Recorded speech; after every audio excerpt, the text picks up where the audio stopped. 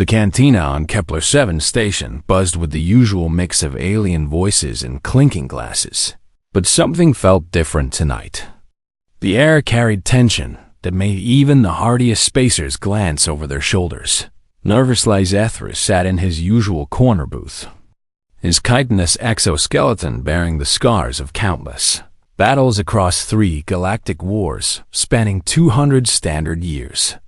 His forearms moved with practiced efficiency as he nursed his 3rd drink of the evening. Trying to forget memories that refused to fade, the young Rillen at the bar had been talking too loudly for the past hour, his voice carrying across the smoky room like an announcement nobody wanted to hear.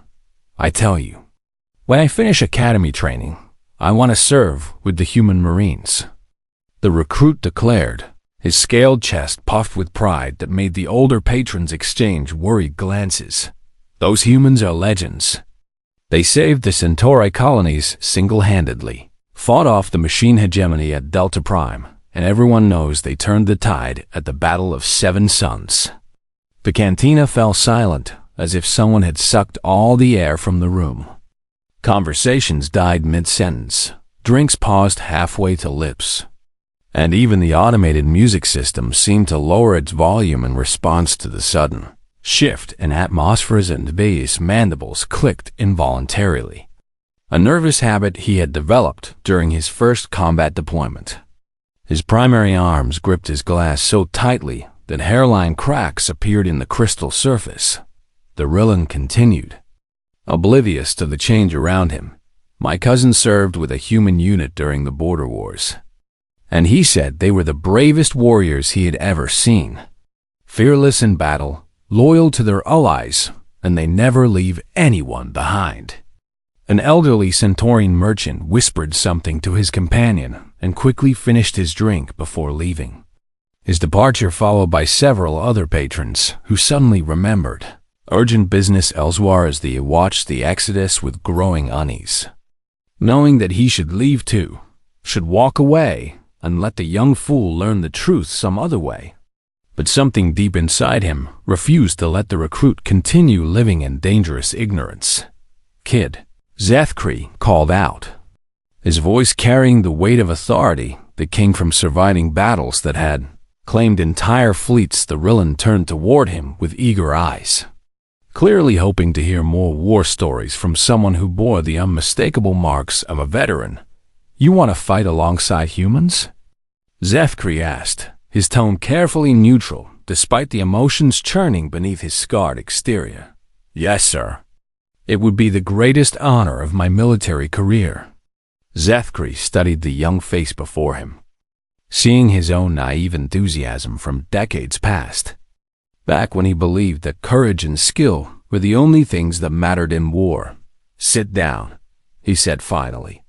Gesturing to the empty chair across from him, the Rillen approached eagerly, practically bouncing with excitement as he settled into the seat and leaned forward with rapt attention. "I have fought in more battles than you have years of life," Zethkri began slowly, choosing his words with the care of someone diffusing an explosive device. "I have seen the hive mind consume entire systems, watched their bioships tear through our finest fleets like they were made of paper. I have witnessed the crystalline collective glass planets into smooth spheres of molten rock." Just to make a point about territorial boundaries, the recruit nodded enthusiastically, clearly thinking this was leading to tales of human heroism that would justify his dreams. "I have watched the machine hegemony convert living worlds into factory complexes overnight, turning billions of sentient beings into raw materials for their endless expansion. I have seen horrors that would drive most minds to madness, fought against enemies that seemed truly unstoppable." Zethkri paused to drain his glass, using the moment to gather courage for what he was about to say. "But nothing, absolutely nothing I have encountered in 2 centuries of warfare has ever terrified me the way humans do." The words hung in the air like a physical presence, and the few remaining patrons in the cantina went completely still. The Rillen's expression shifted from excitement to confusion. "But sir, Humans are our allies. They fight for peace and justice across the galaxy. That is exactly why they terrify me, Zethkri replied, his voice dropping to barely above a whisper. You think I'm talking about their weapons, their tactics, their aggression in battle? You believe I fear them because they are cruel or savage? The recruit nodded uncertainly, clearly struggling to understand where this conversation was heading. No, young one. What terrifies me about humans has nothing to do with their capacity for violence, though they excel at that when necessary.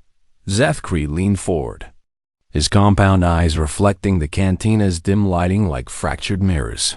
What keeps me awake at night? What makes my combat instincts scream danger warnings, even when I'm surrounded by human allies, is something far more unsettling than simple brutality. He gestured for the bartender to bring another round, buying time to organize thoughts that had haunted him for years. I have seen humans do things that violate every principle of tactical logic, every law of survival, every rational response to impossible odds. I have watched them succeed where success should be literally impossible, not through superior technology or overwhelming force, but through sheer bloody-minded refusal to accept reality. The Rillan shifted uncomfortably in his seat, beginning to sense that this conversation was not going to unfold as he had expected 20 years ago.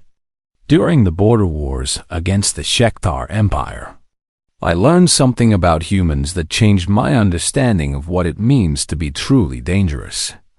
Zethkri's voice took on the distant quality that veterans develop when recounting memories they wish they could forget. My unit was trapped on Kepler 438b, a mining world that had become a killing ground. We were outnumbered 10 to 1, low on ammunition, no hope of reinforcement, and our evacuation window had been missed 3 days earlier. His mandibles clicked rapidly now, the nervous habit intensifying as the memories became more vivid.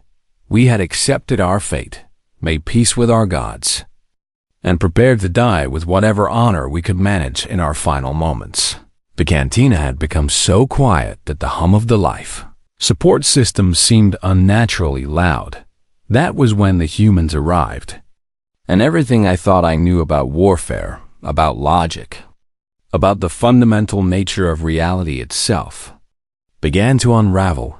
Zethkri raised his fresh drink in a mock toast to the day I met Captain Sarachan and learned that some species simply do not believe in the word impossible.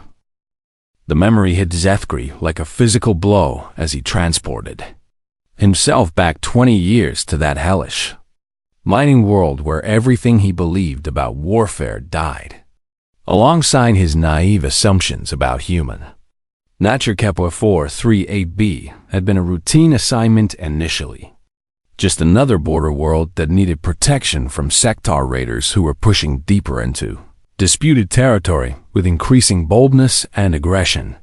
The 47th Forthan Legion had arrived expecting minor skirmishes, perhaps a few probe attacks that could be repelled with standard defensive protocols.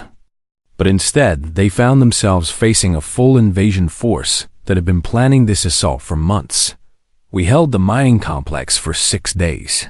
Zethkri continued, his voice steady despite the emotional weight of the memories flooding back. 6 days of constant bombardment, wave after wave of sector assault troops, our ammunition running dangerously low while their numbers seemed endless. Every tactical analysis said we should have been overrun on day 2. The Rillan recruit listened with growing unease as he began to understand that this was not going to be a typical heroic war story. On the 7th morning, our communications officer picked up a transmission from an approaching vessel.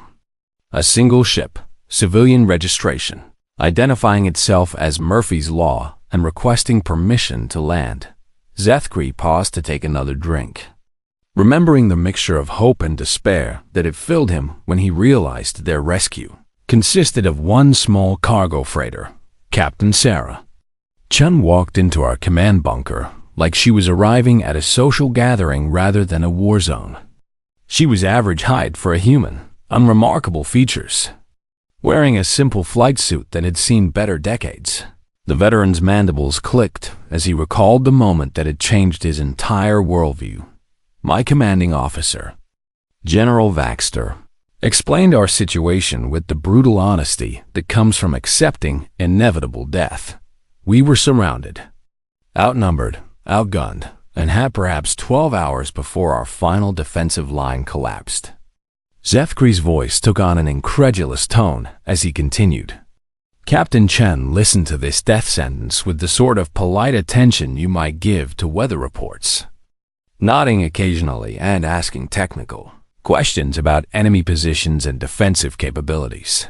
The cantina remained unnaturally quiet, with even the background machinery seeming to hold its breath. Then she said something that made every tactical computer in our command center start flashing error messages. Well, that sounds challenging. Mind if my crew and I give it a try? The Rillan's eyes widened. Give what a try? Breaking out, Zethkri replied simply, as if this should have been obvious. Not a fighting retreat, not a desperate last stand, not even a clever evacuation plan. Captain Chun proposed that we attack straight through the heaviest concentration of enemy forces to reach the orbital defense platform. The recruits' confusion was evident, but that would be suicide. That is exactly what General Vaxter told her, along with detailed explanations of why her plan violated every known principle of military strategy and basic survival instincts. Zethkri's expression grew distant as he recalled the human captain's response. Chun just smiled. This utterly calm expression that suggested she found our objections mildly amusing rather than deeply concerning. Then she said, "Sir, with respect, we have never met a plan that could not be improved by adding more explosives and some creative problem-solving." The veteran paused to let this sink in before continuing. What truly unsettled me was not the audacity of her proposal, but the reaction of her crew when she explained it to them over the radio. Zethkri's voice dropped to nearly a whisper.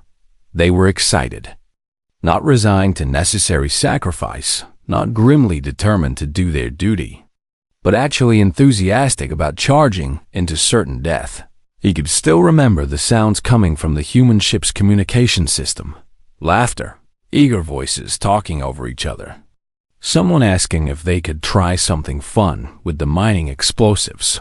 One crew member, an engineer named Martinez, actually asked permission to modify our remaining vehicles because he had some ideas about improving their performance under combat conditions. The Rillan shifted uncomfortably. What kind of ideas? The kind that involved removing safety protocols, overcharging power systems, and installing weapons that technically should not have been able to fit in the available space. Zethkri shook his head, still amazed years later by what he had witnessed. Within 2 hours, these 12 humans had transformed our desperate last stand into something that resembled an elaborate, practical joke more than a military operation.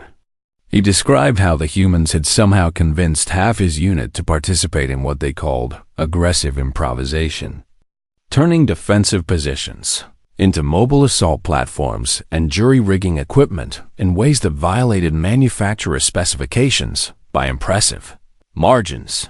Captain Chun spent 30 minutes studying our tactical displays, then announced that the enemy had made 3 critical errors in their deployment pattern. When General Vaxter asked what those errors were, she replied that they had assumed we would behave rationally. The memory of what happened next still made Zethkri's exoskeleton shiver involuntarily.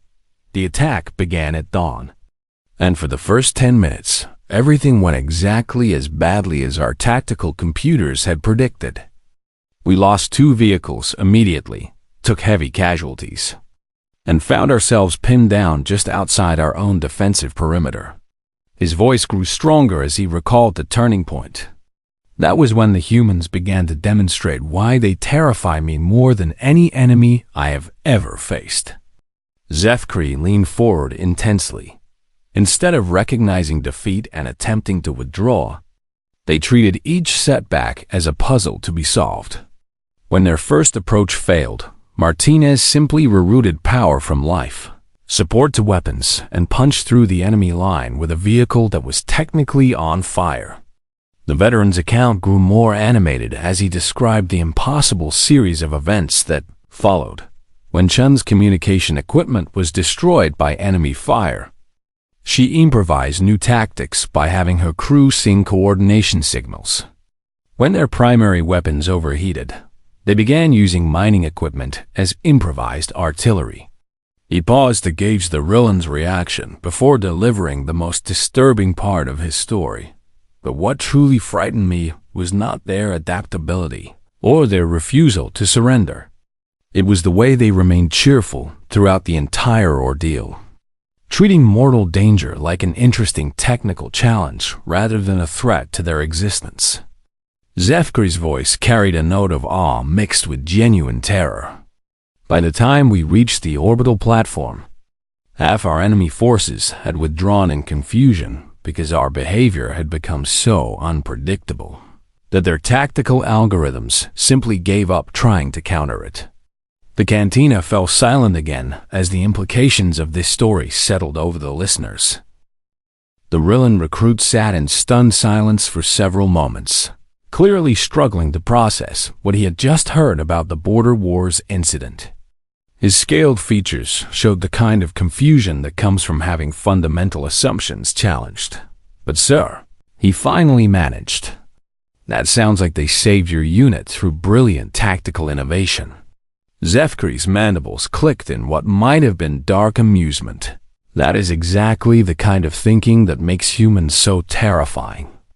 You assume there must be some logical explanation for their success, some hidden strategy or superior technology. He gestured for another round of drinks, knowing he would need liquid courage for the next part of his story. What you do not understand is that the Border Wars incident was not unique. Over the following years, I encountered humans in a dozen different situations, and each time the pattern repeated itself in ways that defied everything I thought I knew about reality. The veteran's voice took on the weary tone of someone forced to recount experiences that challenged his sanity. 3 years later, I was assigned to a relief mission on Rigel 7 during the Red Plague outbreak. The disease had a 90% fatality rate among most species, and the few survivors faced permanent neurological damage. Zefkri paused, remembering the horror of watching entire cities transform into graveyards within weeks. The medical corps had established quarantine protocols and were doing their best with limited resources. But everyone understood that Rigel 7 was essentially a dead world. We were there to evacuate the final survivors, not to fight a plague that had already won. His expression grew distant as he recalled the human medic who had joined their mission. Dr. James Harrison was attached to our unit as a specialist in xenobiology, supposedly there to study the plague's effects on different species for future research purposes. The Rillan leaned forward with interest, sensing another disturbing story approaching on our second-day planet side.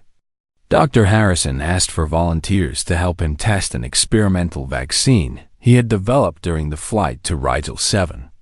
When nobody volunteered for what amounted to a suicide mission, he simply injected himself with his own untested formula.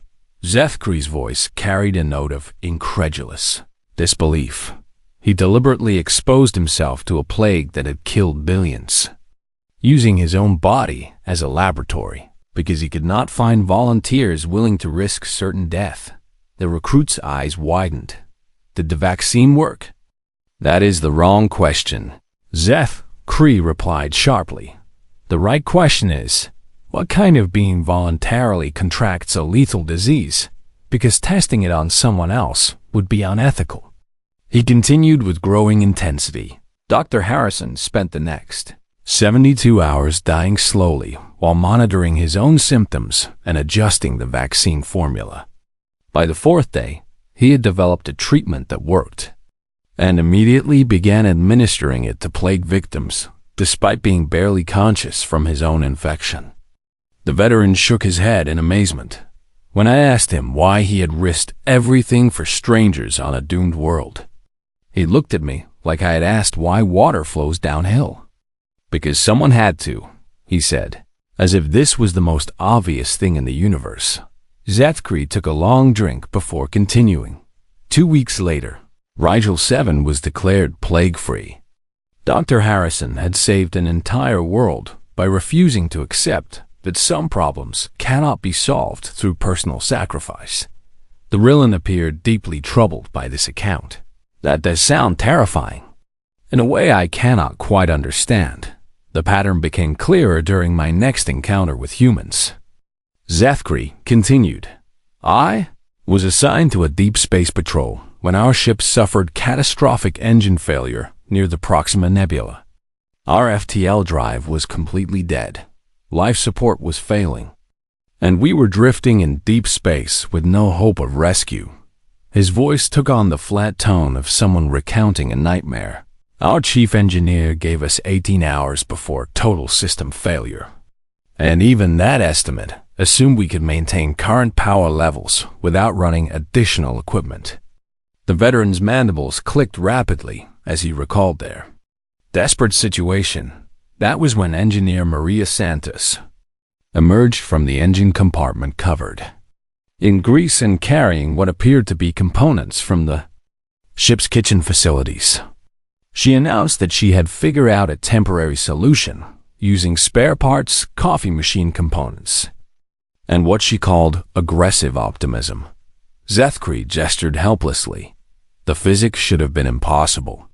FTL drives require precise dimensional calculations, exotic matter containment, and safety protocols that exist for very good reasons. He leaned forward conspiratorially.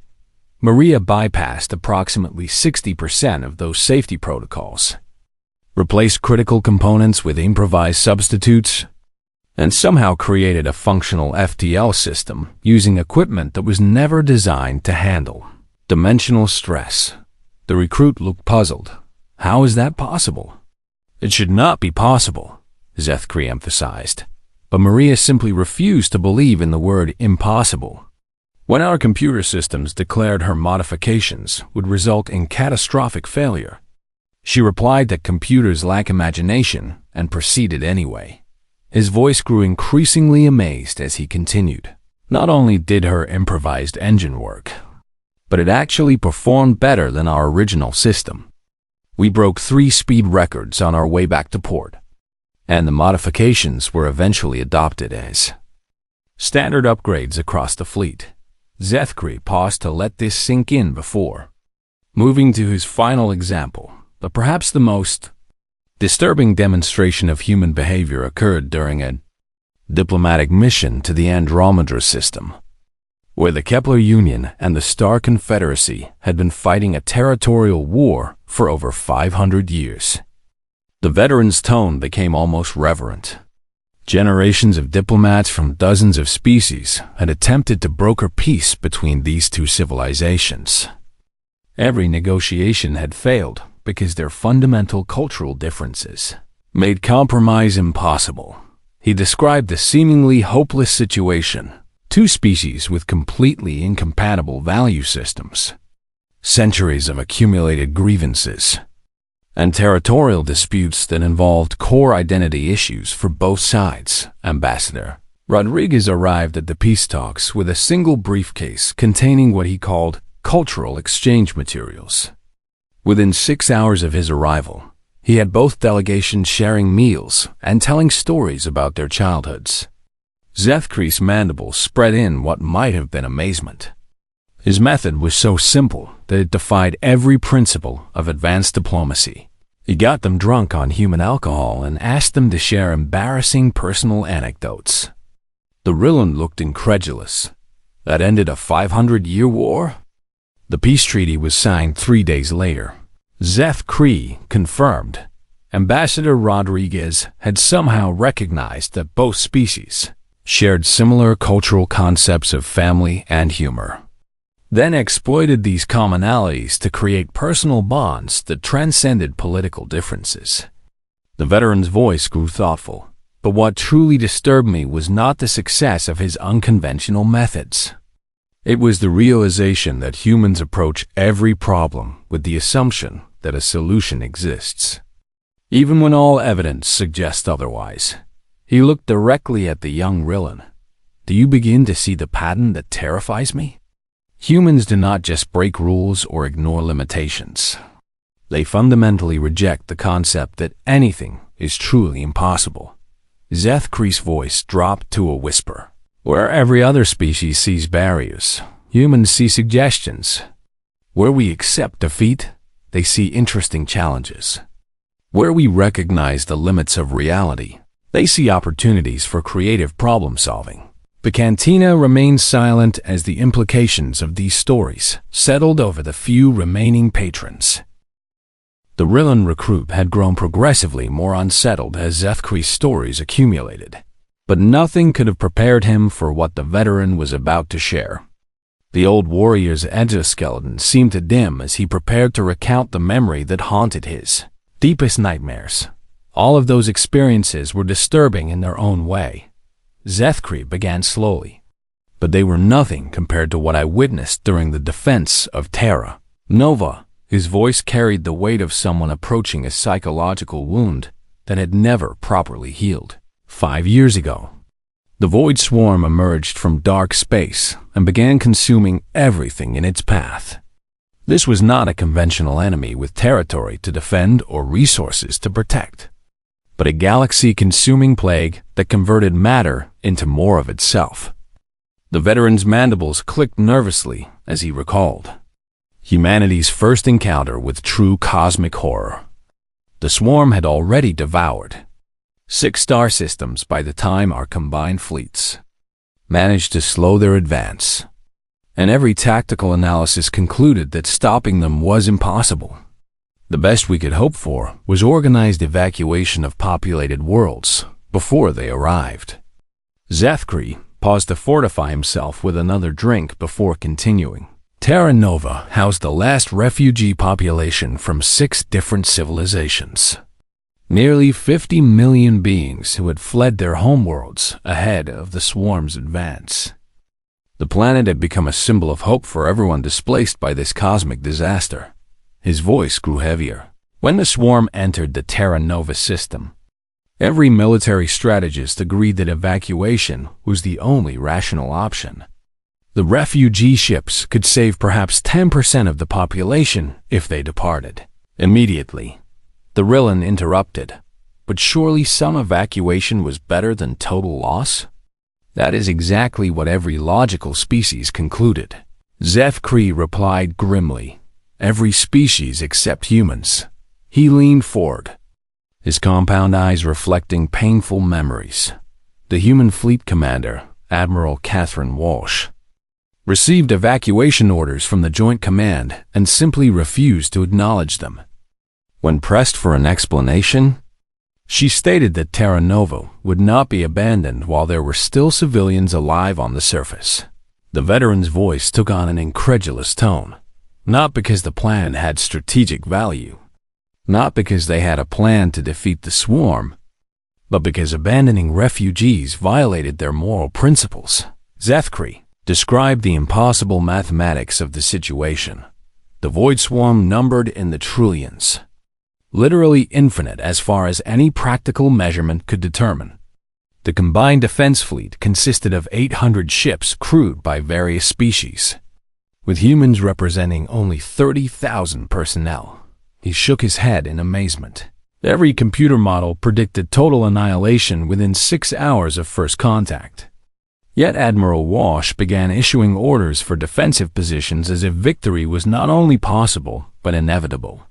The veteran's voice grew distant as he recalled the most disturbing aspect of human behavior during the crisis. What terrified me was not their refusal to retreat, but their emotional response to certain death. Instead of grim resignation or desperate courage, the humans displayed something far more unsettling. Zethkri struggled to find adequate words. They were making jokes. Not gallows humor or nervous laughter, but genuine amusement at their situation. Someone had painted Void Swarm Extermination Service on the side of their flagship. The Rillan looked confused. They found the situation funny? Worse than that, Zethkri replied. They found it interesting. I heard human crew members discussing the swarm's behavior patterns with the sort of intellectual curiosity normally reserved for academic research. He continued with growing amazement. One human pilot, Lieutenant Sarah Kim, actually requested permission to attempt something she called aggressive reconnaissance, involving flying directly into the swarm formation to gather tactical data. The veteran's mandibles spread wide. When her commanding officer pointed out that this would be suicide, she replied that someone needed to collect information about enemy capabilities, and she was the best pilot available for the mission. Zethkri's voice dropped to barely above a whisper. Lieutenant Kim flew her fighter straight into the heart of the Void Swarm, transmitted detailed tactical analysis right up until her ship was consumed. And her final message was an apology for not gathering more useful data. He paused to let this sink in before continuing. But that was just the beginning of what made the defense of Terra Nova so profoundly disturbing. The veteran described how 30,000 humans had somehow convinced the remaining fleet personnel to adopt their impossible strategy. Admiral Walsh announced that they would not merely hold the line against the Void Swarm, but would actively push them back. When asked how this could be accomplished against an infinite enemy, she replied that they would figure something out during the battle. Zethkri's voice carried a note of awe, mixed with genuine terror. The humans began treating their own mortality as a tactical resource. They calculated exactly how much damage each ship could inflict before being destroyed and planned their sacrifices for maximum strategic impact. He described the horrible efficiency with which humans weaponized their willingness to die. Engineer crews volunteered for missions that involved manually overloading reactor cores while remaining on board to ensure proper detonation. Fighter pilots requested assignments to cover evacuation runs, knowing they would not survive the mission. The veteran's exoskeleton shivered. What made this truly terrifying was their casual attitude toward these suicide missions. They discussed who would volunteer for certain death with the same tone they might use to assign routine maintenance duties. Zethkri leaned forward intensely. But the moment that broke something fundamental in my understanding of reality occurred on the second day of battle. His voice became almost reverent. A human child, perhaps 8 years old by their standards, approached me in one of the refugee shelters carrying a piece of paper covered in colorful drawings. The veteran reached into a worn pocket and withdrew a laminated sheet that had clearly been handled countless times. She had drawn pictures of various fleet personnel fighting together against the Void Swarm, including a rather flattering portrait of my own species. Zethkri's voice cracked slightly. When she handed me this artwork, she said something that haunts me to this day. Thank you for being brave and helping my family stay safe. He stared at the drawing with an expression of profound confusion. This child was facing certain death alongside everyone she had ever known. Yet she felt grateful to those of us who were trying to protect her. The veteran's mandibles clicked rapidly. She was not afraid of dying. She was proud to be part of something larger than herself. Honored to stand alongside warriors from other worlds who had chosen to share her fate. Zethkri's voice dropped to a whisper. That was when I realized the true horror of human nature. They do not just refuse to surrender in hopeless situations. They inspire everyone around them to embrace the same impossible standards. He looked directly at the Rillan. By the third day of battle, every species in that fleet was fighting with human-level determination. We had all been infected by their refusal to accept defeat. The veteran's voice grew stronger, and somehow, through sheer bloody-minded rejection of mathematical reality, we did not just hold the line against the Void Swarm. We pushed them back and saved Terra Nova. Zethkri finished his drink and carefully returned the child's drawing to his pocket. 50 million refugees survived because 30,000 humans decided that some things are worth dying for. And that impossible just means nobody has tried hard enough yet. The cantina had grown completely silent during Zethkri's account of Terra Nova, with even the mechanical background sound seeming to quiet out of respect for the profound weight of what had been shared. The young Rillan recruit sat motionless, his scaled features showing the kind of deep confusion that comes from having one's entire worldview challenged. Several long minutes passed before the recruit finally found his voice. "Sir, I still do not understand why humans terrify you. Everything you have described makes them sound like the greatest heroes in galactic history."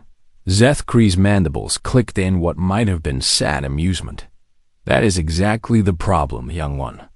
You are thinking like every other species in the galaxy, assuming that extraordinary courage and tactical brilliance explain human behavior." The veteran carefully placed a laminated drawing on the table between them, its bright color somehow incongruous in the dim lighting of the cantina. "What you fail to grasp is the fundamental nature of what makes humans truly alien to the rest of us. It has nothing to do with their weapons technology, their strategic thinking, or even their willingness to sacrifice themselves for others." Zethkri leaned back in his chair, his compound eyes reflecting decades of accumulated wisdom and hard-earned perspective. Every species in the galaxy has limits, boundaries that define what is possible and what is not. We understand when to retreat, when to surrender, when to accept that some battles cannot be won and some problems cannot be solved. His voice took on the patient tone of someone explaining a complex concept to a student who was struggling with basic principles. Humans do not have that switch. They literally do not possess the mental mechanism that tells other sentient beings when to stop trying. The recruit shifted uncomfortably. "But surely that is a strength, not something to fear? Is it?" Zethkri asked quietly. "Consider what I have told you. Humans will die for complete strangers without hesitation. They will sacrifice everything they possess for abstract principles like justice or freedom. And they will fight impossible battles simply because someone needs to." The veteran's voice grew more intense. "They adopt the children of other species and treat them like their own offspring. They mourn the deaths of beings they have never met. They will share their last meal with enemies if those enemies are hungry." He gestured around the nearly empty cantina. "Do you know what humans call their worst disasters? Their most devastating defeats, their most traumatic experiences?" The Rillan shook his head uncertainly. "Tuesday." Zethkri replied simply, "They have survived ice ages that should have rendered their species extinct. They have endured plagues that killed 90% of their population. They have fought wars that lasted centuries and still managed to maintain their essential humanity." The veteran's voice carried a note of incredulous admiration. "They turn their traumas into stories, their failures into learning experiences, their fears into challenges to overcome. Nothing permanently breaks them because they simply refuse to stay broken." Zethkri paused to order another round, using the interruption to gather his thoughts for the most important part of his explanation. "But what truly terrifies me about humans is not their resilience or their courage. It is their capacity for unlimited compassion combined with their refusal to acknowledge impossibility." His mandibles clicked rapidly as he struggled to articulate concepts that challenged the basic assumptions of rational thought.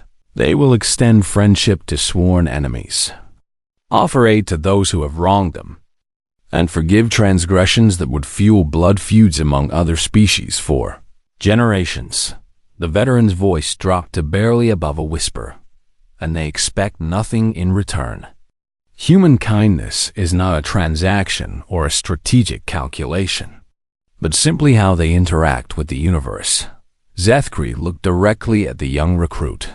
Imagine, if you can, a species that treats every other sentient being as a potential family member, that views every injustice as a personal challenge to fix, that responds to hatred with patience and to cruelty with determination to do better. The Rillan's eyes widened as the implications began to sink in. That sounds almost like a form of madness. Now you begin to understand. Zethkri replied with grim satisfaction. Humans are not just willing to die for others. They are psychologically incapable of abandoning anyone who needs help, regardless of species, circumstances, or personal cost. He gestured toward the drawing on the table. That child thanked me for protecting her family, even though she knew we were all probably going to die. She was grateful for the attempt itself, not for the results we might achieve. The veteran's voice grew contemplative. In my 200 years of military service, I have learned to calculate acceptable losses, strategic withdrawals, and tactical compromises. I understand that some sacrifices are too great, and some causes are lost before they begin. Zethkri's exoskeleton seemed to darken. Humans have never learned these lessons, and I am beginning to suspect they never will. They approach every problem with the assumption that enough creativity, determination, and willingness to sacrifice will eventually produce a solution. He leaned forward intensely. Do you realize how terrifying it is to fight alongside beings who genuinely believe that love conquers all, that good will ultimately triumph over evil, and that no cause is truly hopeless as long as someone is willing to keep trying? The recruit looked confused, but those are beautiful ideals. Beautiful, yes, Zethkri agreed, but also completely irrational and fundamentally incompatible with the harsh realities of a universe that operates according to physics rather than fairy tales. The veteran's voice grew stronger, yet somehow impossible as it should be. Humans consistently prove that their irrational idealism produces better results than our logical pragmatism. He raised his glass in a mock toast. They save worlds that cannot be saved, win battles that cannot be won, and forge peace between enemies that have fought for centuries. Zethkri's mandibles spread in what might have been amazement, and they do it all while maintaining their essential kindness, their infectious optimism, and their absolute refusal to believe that any problem is permanent if enough people are willing to work together to solve it. The cantina fell silent again as the profound implications of this assessment settled over the remaining patrons. So you see, Zethkri continued, humans terrify me not because they are cruel or savage, but because they represent something that violates everything I thought I knew about the fundamental nature of reality. His voice took on an almost reverential tone. They are living proof that compassion can be weaponized, that kindness can reshape the universe, and that love really might be the most powerful force in existence. The veteran carefully picked up the child's drawing and returned it to his worn pocket. Every time I see humans in action, I am forced to confront the possibility that everything my species considers wise and practical might actually be cowardice disguised as common sense.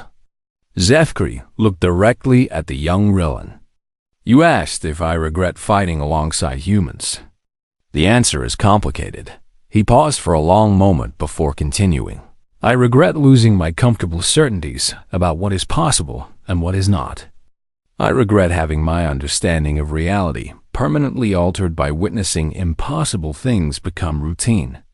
The veteran's voice grew thoughtful, but I would not trade those experiences for all the peaceful ignorance in the galaxy, because humans taught me something far more valuable than tactical knowledge or strategic wisdom. He raised his glass one final time. They taught me that the universe is far stranger, far more wonderful, and far more hopeful than I had ever dared to imagine. Zethkri's toast rang out clearly in the quiet cantina. To the humans, may they never learn the meaning of impossible. May they never stop believing in tomorrow, and may we never have to face them as enemies. Because a species that refuses to surrender, that treats strangers like family, and that weaponizes love itself is the most terrifying force in the universe. The old warrior drained his glass and smiled at the thoroughly stunned recruit. Now, kid, do you still want to serve with the human Marines?